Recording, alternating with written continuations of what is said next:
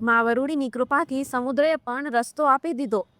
સૌરાષ્ટ્રમાં ભયંકર દુકાળ પડતા રા નવઘણની ધર્મની બહેન જાહલ સિંધમાં હિજરત કરે છે, જ્યાં દુષ્ટ રાજા હમીર સુમરો તેને કેદ કરે છે।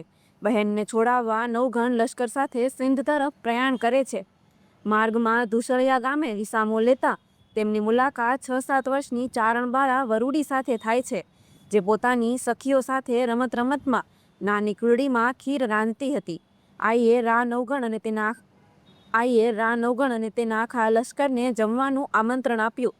નવઘણને આશ્ચર્ય થયું કે આટલી નાની કુરડીમાંથી આખું સૈન્ય કઈ રીતે જમશે, પરંતુ આઈ વરુડીના પ્રતાપે ચમત્કાર થયો। વડલાના પાંદડા જમીન પર પડતા જ કાંસાની થાળીઓ બની ગયા।